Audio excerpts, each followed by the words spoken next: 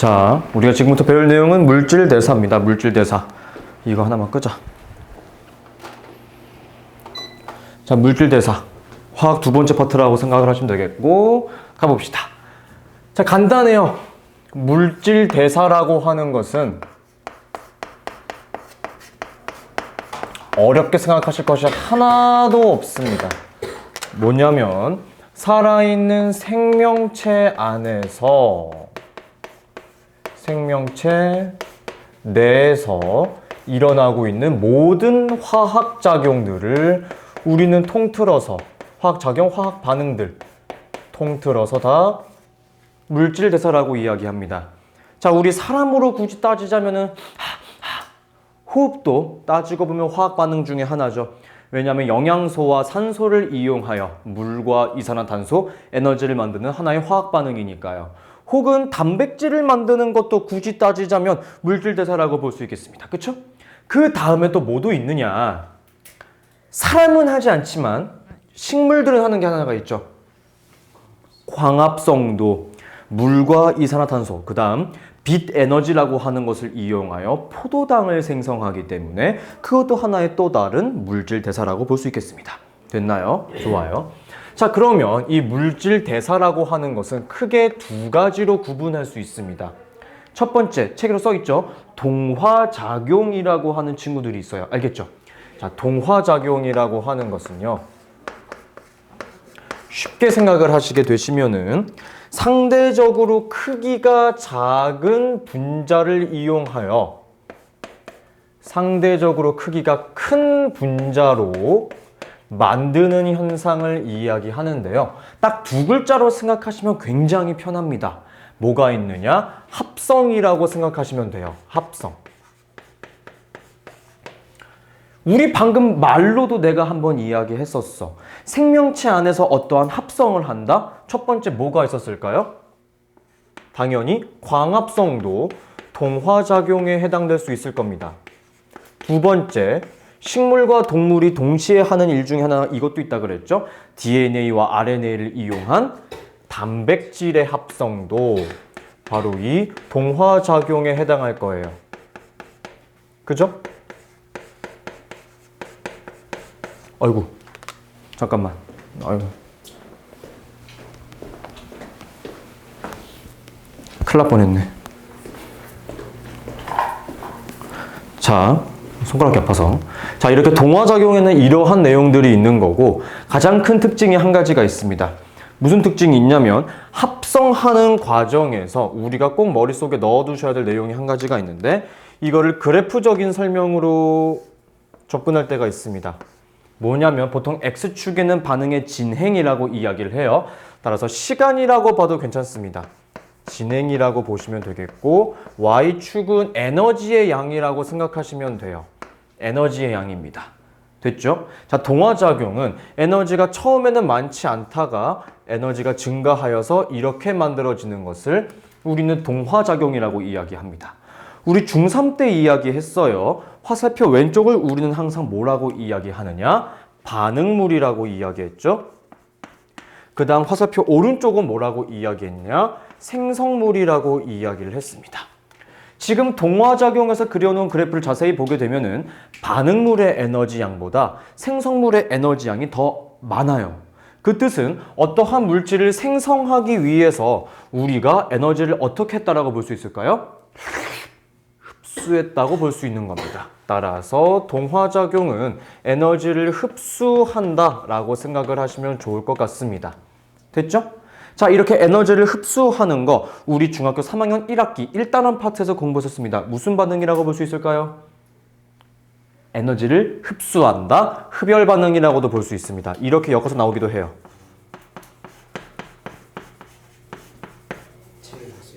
네, 책은 안 써 있을 겁니다. 하나 더 기억해 주시면 좋아요. 흡열 반응이다. 됐죠? 생각보다 중요하다라고 볼 수 있겠고요. 지금 광합성도 그렇고 단백질도 그렇고 다 합성하는 내용들이겠죠. 이것을 그래프적인 설명으로 이어갔을 때 이렇게도 이야기할 수 있겠지. 생성물이 가지고 있는 에너지의 양과 반응물이 가지고 있는 에너지의 양을 비교하게 되었을 때 동화작용은 어디에 에너지가 더 많나요? 생성물에 더 많은 에너지가 존재하는 겁니다. 요거 하나 구분지어서 기억해 주셨으면 좋겠고요. 그러면은 합성하는 작용 말고 반대로 분해하는 작용도 있어야 되겠죠. 우린 이 친구를 이화작용이라고 이야기를 합니다. 따라서 이화작용은 상대적으로 분자의 크기가 컸던 물질을 상대적으로 크기가 작은 분자로 뭐 하는 과정이냐? 분해하는 과정이다 생각하시면 되겠습니다. 자, 대표적으로 제가 방금 이야기했다시피 세포호흡 같은 것들이 다 이 이화작용에 해당합니다. 그 다음 우리 사람의 몸에서 특히나 이 행위로 에너지를 생성하는 건데 세포호흡 말고 우리가 음식을 먹으면 우리 몸에서 무슨 일이 일어나지? 그렇지! 소화작용 같은 것도 대표적인 이화작용이라고 볼 수 있습니다. 됐죠? 자, 그럼 이 친구도 똑같이 그래프적인 설명으로 한번 접근을 해보자면 X축과 Y축에 들어가 있는 정보는 동일해요. X축의 반응의 진행, 시간이라고 보시면 되겠고 Y축에는 에너지라고 보시면 되겠습니다. 이 친구는 반대적인 그래프가 형성되겠죠? 원래는 많은 양의 에너지가 있다가 반응이 진행되면서 에너지가 감소하는 형태가 되겠습니다. 따라서 무조건 처음에는 반응물이라고 보는 게 적절할 것이고요. 무조건 마지막 부분은 생성물이라고 보는 게 적절합니다. 그죠? 자, 그러면 이 행위를 통해서, 이 그래프를 통해서 우리가 분석을 한번 해보자면 반응이 진행되면서 내가 가지고 있었던 에너지를 어떻게 하는 거지? 방출하는 행위라고 볼 수 있겠습니다. 따라서 이 친구를 배웠던 내용을 대답을 한번 해보자면 발열 반응과 관련이 있다. 이렇게 이야기할 수 있을 겁니다. 그쵸? 이 내용을 방금 전에 아래쪽에서 설명했던 것처럼 비교를 한번 해보자면 이화작용은 생성물의 에너지 양과 그 다음 반응물의 에너지 양을 비교하게 되었을 때는 어디에 더 많은 에너지가 포함되어 있겠습니까? 반응물에 더 많은 에너지 양이 포함되어 있겠죠. 이것이 바로 동화작용과 이화작용이에요. 정확하게 구분해 주시고 그래프도 머릿속에 넣어 두시면 좋겠습니다. 됐죠? 자, 그런데 이 물질 대사를 자세히 놓고 보면은 다 생명체 안에서 일어나는 거잖아. 근데 생명체 밖에서도 화학 반응 굉장히 많이 일어납니다. 연소 반응이라든지 염산 반응이라든지 굉장히 많은 화학 반응이 있죠. 그래서 우리는 비교해 볼까 합니다. 어떻게? 물질 대사와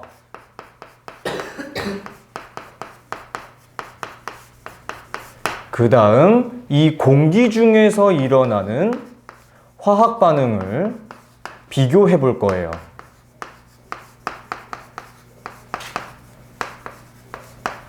자, 이 둘을 비교하게 됐을 때는 무슨 일이 발생하는지 한번 봅시다. 자, 우리는 기본적으로 이제 포유류라든지 동물들을 기준으로 이야기 한번 해볼게요.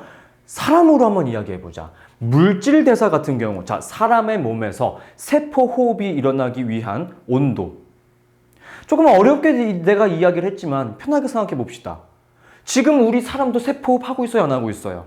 하고 있어요. 우리 지금 온도가 대충 몇 도 정도 될까요? 체온 범위 36.5도 이렇게 됐겠죠? 맞아. 따라서 물질 대사는 정말 지극히 체온 범위에서 그 생물이 가지고 있는 체온 범위에서 활발하게 일어나게 될 겁니다. 그쵸? 하지만 공기 중에서 일어나는 화학 반응들은 대부분 다 굉장히 높은 온도에서 진행하게 됩니다. 대표적으로 연소 반응을 예를 들어도 몇백 도 이상의 발화점 이상의 온도가 필요하기 때문에 중요하겠습니다. 됐죠? 좋아요. 두 번째로 기억하실 내용은 뭐냐면 물질 대사는 에너지를 방출하거나 흡수할 때 한 번에 싹 흡수하는 것이 아닙니다. 단계적으로 에너지가 출입하게 됩니다. 아시겠죠? 한 번에 방출하는 것이 아니고 조금 이런 식으로. 하지만 다 합쳐놓고 보면은 이제 결국 비슷한 거라고 보시면 되겠는데, 공기 중에서 일어나는 화학 변화 같은 경우는 그렇지 않습니다. 단계적이 아니고 한 번에 많은 양의 에너지들이 출입하게 된다라고 하는 특징을 가지고 있어요. 차이점이 무려 두 가지가 존재하고 있죠. 자, 그 다음 물질 대사 같은 경우에 대해서는 사실 이 물질 대사도 화학 반응이잖아. 근데 이 화학 반응이 일어나기 위해서는 사실 높은 온도가 필요해. 근데 사람의 온도가 높아지게 되면 단백질이 변성이 작용합니다. 즉 녹아요. 큰일 나겠지. 그래서 더 잘 반응하기 위해 생체 촉매라고 하는 것이 작용됩니다. 아시겠죠? 네, 생체 촉매요. 공기 중에서 일어나는 화학 반응 같은 경우에 대해서는 이러한 촉매가 아예 작용하지 않습니다. 동일한 단어를 한번 써보도록 할게요. 따라서 생체 촉매는 전혀 반응하지 않는다, 작용하지 않는다라고 생각하시면 될 것 같습니다. 자, 그러면 쌤이 지금 말씀해 주신 저 생체 촉매가 무엇인가요? 이게 바로 우리가 지금부터 공부하게 될 효소라고 하는 친구입니다. 효소. 됐나요? 됐습니다. 자, 그 다음 넘어가 보도록 하겠습니다. 뭐냐면 이 효소의 작용과 반응입니다. 오늘의 가장 중요한 내용이라고 생각해요. 저는 효소의 가장 중요한 특징들을 우선 줄글로 싹 다 암기시킬 수 있게 한번 가보도록 하겠습니다. 효소예요. 첫 번째, 여러분이 효소라고 하는 것은 결국에요. 뭐냐면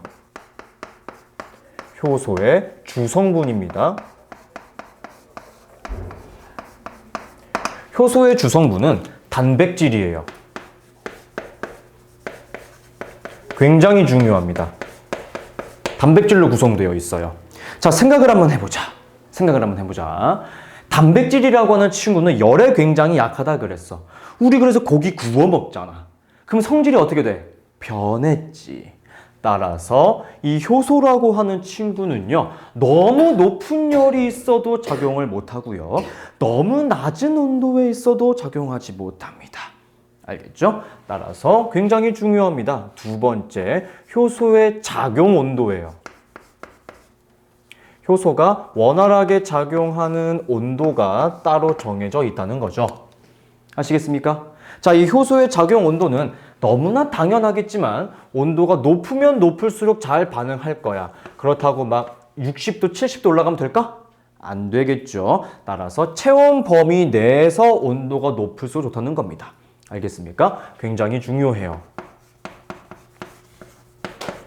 체온 범위 내에서 온도가 높으면 높을수록 좋다는 겁니다. 그 다음 사실 우리는 효소라고 하는 단어를 중학교 때 이미 정말 많이 공부했어요.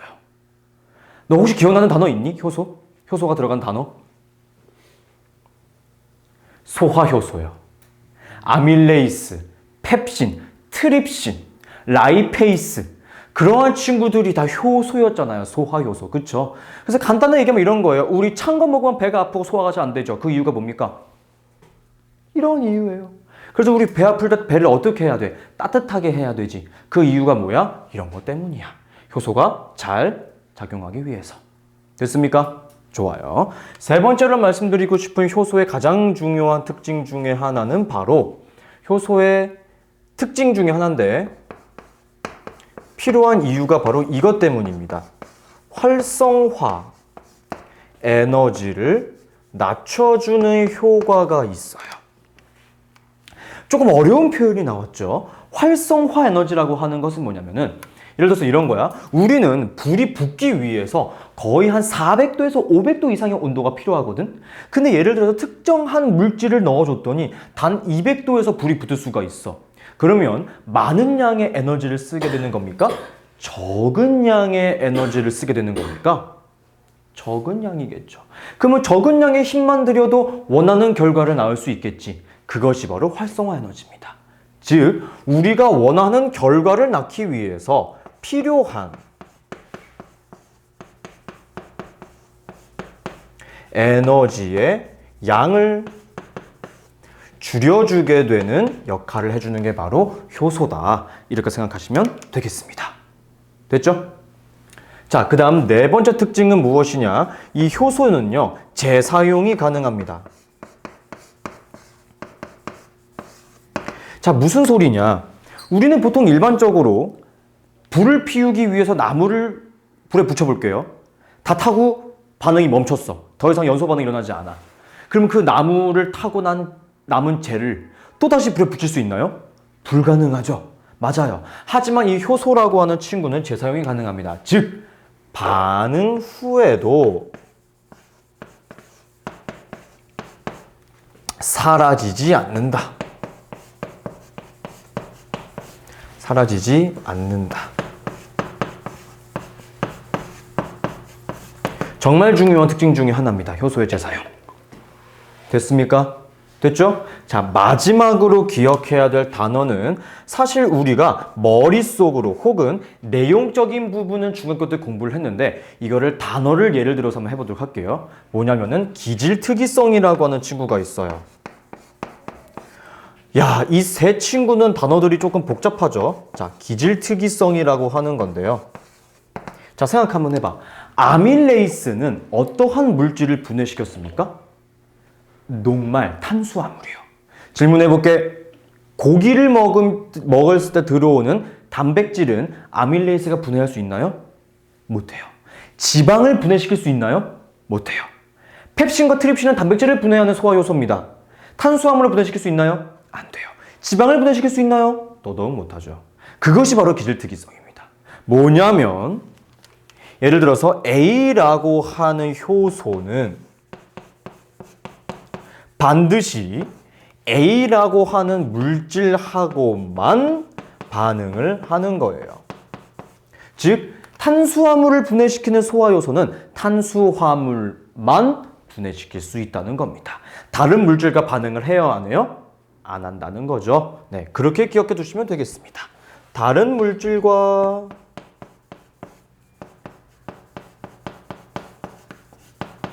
전혀 반응하지 않는다는 것이 바로 기질특이성이에요. 이렇게 5가지에 대한 특징은 반드시 기억해 두셨으면 좋겠습니다. 특징이 5가지네요. 시험 문제 어떻게 나오겠어? 오지선다형으로 나오던 혹은 기역, 니은, 디귿, 보기 지문으로 나오던 무조건 나올 수 있을 만한 문제 유형이 되겠죠? 저거 기억해 주셨으면 좋겠고요. 그 다음은 이 효소가 있을 때랑 없을 때에 대한 그래프적인 설명으로 한번 가보도록 하겠습니다.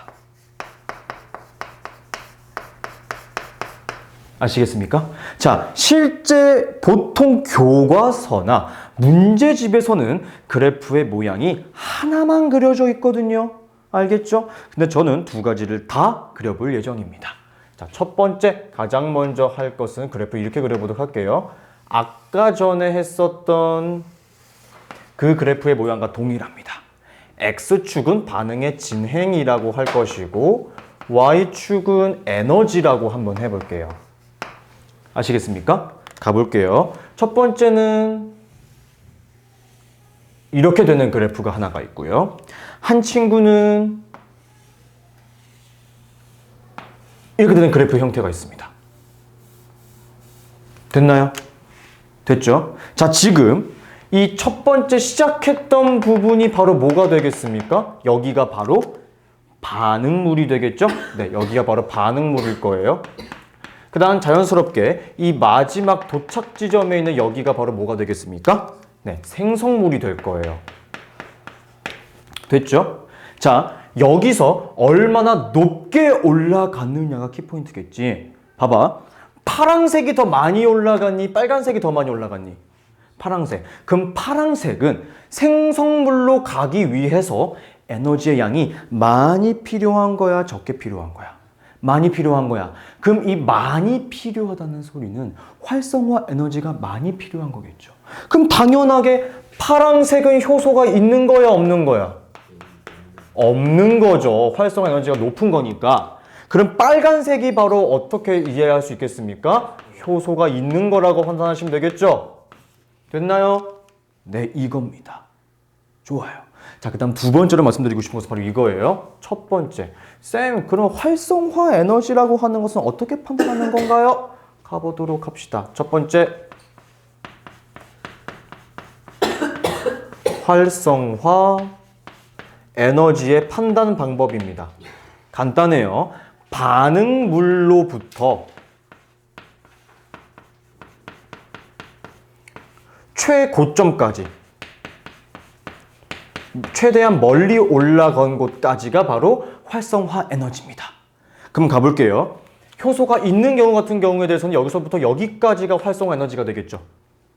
이해됐나요? 다시 활성화 에너지라고 하는 것은 반응물에서부터 최고점까지가 활성화 에너지의 크기라는 거야.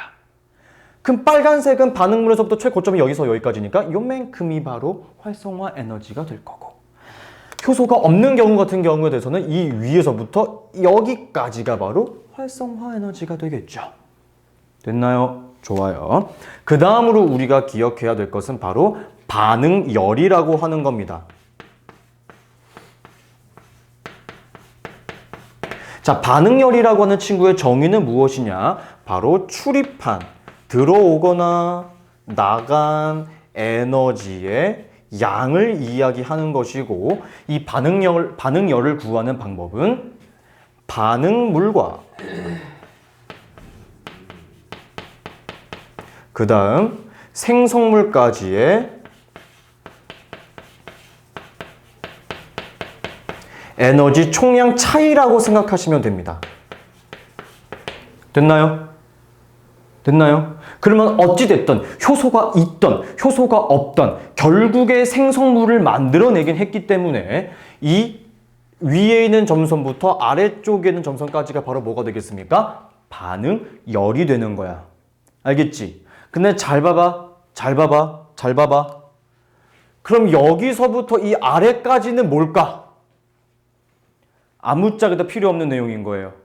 헷갈리시지 말라고요. 알겠죠? 그러면 이 위 빨간색 끝 최고점부터 여기 아래까지는 뭘까요? 얘도 아무짝에도 필요 없는 내용인 거예요. 그쵸? 그럼 이 맨 위에서부터 이 맨 아래까지 얘도 뭘까요? 얘도 아무짝에도 필요 없는 내용인 거예요. 됐나요? 됐죠? 좋아. 자, 굉장히 좀 지저분하게 그리긴 했지만 아까 순서대로 돌려보시면 충분히 될 수 있을 것 같습니다. 자, 그 다음 질문이야. 자, 생각 한번 해보자. 지금 내가 칠판에 그린 그래프를 자세히 보니까 반응물의 에너지가 많아, 생성물의 에너지가 많아? 자, 반응물의 에너지 양이 많으면 동화작용이야, 이화작용이야? 반응물의 에너지가 많으면 이화작용이었지. 그치? 따라서 제가 지금 그린 이 그래프는 이화작용 그래프라고 볼 수 있겠습니다.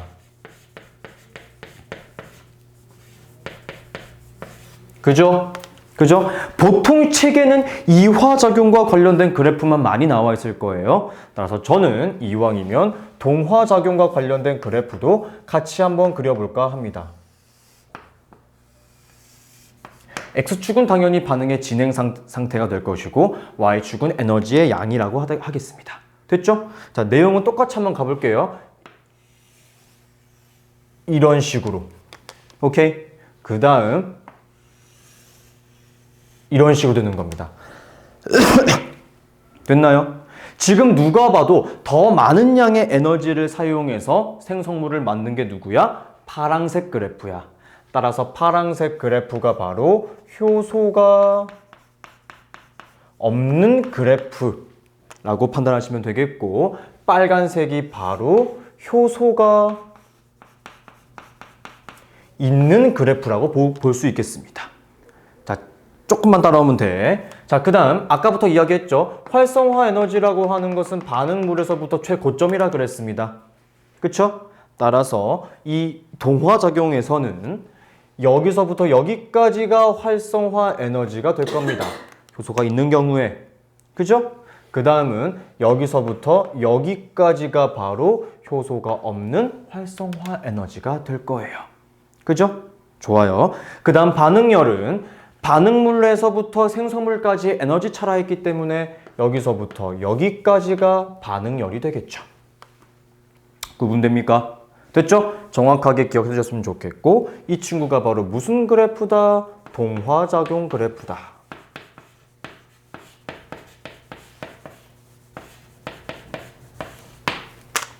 됐죠? 네, 이게 우리가 기본적으로 기억해야 될 가장 중요한 내용이라고 생각을 합니다. 됐죠? 네, 여기까지가 가장 기본 완전 기본이야. 됐죠? 좋아. 마지막으로 할 것은 뭐냐면 보통 여러분 시험 문제에서 제일 많이 나오는 문제 스타일이 카탈레이스라고 하는 친구예요. 카탈레이스. 생간이나 감자 조각에 많이 포함되어 있는 효소 중에 하나입니다. 카탈레이스예요.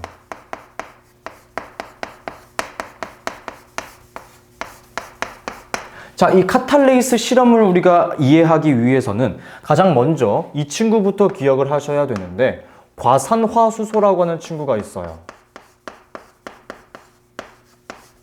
자, 이 과산화수소라고 하는 친구는 어떻게 쓸 수 있냐면 H2O2입니다. 근데 얘는요, 가만히 둬도 천천히 분해하긴 하지만 효소를 첨가해주게 되어서 더 빠르게 분해가 됩니다. 어떤 식으로 분해가 되냐면 물과 그 다음 지울게요.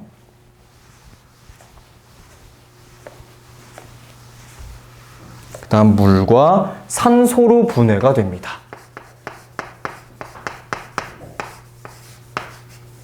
이렇게요. 됐습니까? 자, 한번 보겠습니다. 당연히 감자 조각이나 생간 조각을 넣어준 곳에서 더 빠르게 분해가 돼요.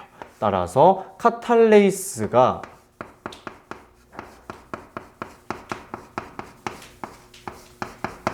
있는 곳에서 과산화수소수의 분해가 더 빠르게 진행될 거야. 이건 뭐 당연히 그럴 수 있는 내용이겠지. 그럼 그걸 어떻게 파악을 하느냐?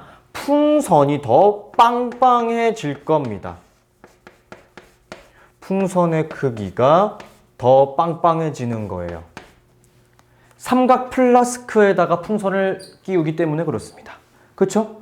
당연한 내용이야. 이거에 대해서는 제가 이야기하고 싶은 게 아니에요. 이런 기본적인 실험을 하겠다는 게 아닙니다. 잘 봐요. 잘 봐요. 여기서부터가 중요합니다. 세 번째. 실험이 끝났습니다. 실험이 모두 종료되었어요. 즉, 더 이상 풍선의 크기는 달라지지 않는다고 가정해 보겠습니다. 됐죠? 그럼 그 뜻은 뭐예요? 이 삼각 플라스크 안에는 H2O2, 과산화수소가 남아있을까요? 아니면 카탈레이스가 조금 더 많이 남아있을까요? 당연히 카탈레이스가 훨씬 더 많이 남아있을 겁니다. 자, 여기서 키포인트는 이거겠죠? 왜요? 왜요? 왜 카탈레이스가 조금 더 많이 남아있을까요? 그 이유를 한번 생각해 봅시다. 이것은 바로 효소의 특징 중에 하나죠. 뭡니까? 효소는 재사용한다라고 하는 특징이 존재한다 그랬습니다. 그쵸? 즉, 아무리 적은 양의 카탈레이스를 넣어준다 하더라도 끝까지 반응을 할 거야. 왜? 효소는 화학 반응, 즉 물질 대사가 진행된 후에도 소멸되지 않기 때문에 가능한 현상이겠죠. 그쵸? 그럼 여러분 예를 들어서 생각을 한번 해보자면 우리가 효소에 양을 더 늘려주게 되면은 실험 결과가 달라지겠습니까? 그렇진 않을 거예요. 단순하게 실험하는 속도에 대한 향상만 이루어질 것이고 결과에는 영향을 주지 않을 거예요. 그쵸? 이것도 굉장히 중요한 내용 중에 하나라고 생각을 합니다. 그죠? 자, 그 다음 내용이 중요해. 자, 만약에 우리가 이렇게 실험을 한번 바꿔볼 거야. 풍선이 너무 쭈글쭈글한데 조금 더 빵빵하게 해보자. 즉, 산소에 대한 생성을 조금 더 많이 하고 싶어. 그럼 내가 지금 답을 썼어. 효소의 양이 더 많아진다고. 산소양이 더 많아지겠니? 절대 그러지 않을 거예요. 어떻게 해야 산소양이 더 많아지겠습니까? 과산화수소를 추가해야 되는 거예요. 됐죠? 과산화수소의 양이 더 많아져야지만 가능할 겁니다. 그 이유는 효소가 재사용되기 때문에 반응 후에 사라지지 않는다라고 하는 특징이 가장 유력한 내용이라고 생각이 될 겁니다. 됐죠? 이게 바로 카탈레이스에 대한 실험이에요. 됐죠? 네, 이거를 꼭 기억하는 게 중요하다고 저는 생각을 합니다. 됐죠? 뭐 여러분 이 외에도 사실은 뭐 농도라든지 반응물의 온도라든지 뭐 여러 가지 또 뭐가 있지? pH라고 해가지고 이제 산성, 염기성, 중성에 대한 내용들도 나오긴 나오겠지만 엄청나게 자주 나오는 내용은 아니다. 생각을 한번 해봐. 물질의 양이 많으면 많을수록 당연히 어떻게 되겠어? 잘 반응하겠지. 그치? 근데 잘 봐봐. 이것만 간단히 설명 넘어갈게.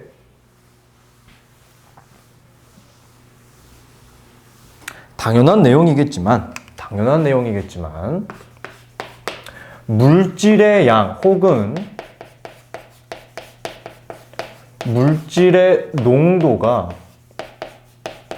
커진다. 진해지면 진해질수록 당연히 반응 속도도 빨라지긴 할 거예요. 하지만 무한정으로 계속 일정하게 빨라질까요? 그렇진 않아. 왜? 효소의 양은 거의 일정하거든. 사람마다 크게 달라지지 않거든. 따라서 물질의 농도와 관련된 그래프를 한번 그려보자면은 어느 순간 일정해질 것이다. 됐죠? 이런 내용 하나 알아두시면 좋을 것 같고, 그 다음은 당연하게 뭐 효소의 온도로도 설명할 수가 있겠죠? 효소의 온도입니다. 자, 효소의 온도는 당연하게도 사람 체온 범위 온도에서 가장 활발할 것이며, 뭐 솔직히 딱 범위를 정해주자면은 30도에서 한 40도에서 최대치를 가지게 됩니다. 그 이상 넘어가게 되면 효소는 변성작용이 일어나 버려요. 성질이 달라지는 겁니다. 고기가 있는 것처럼요. 아시겠죠?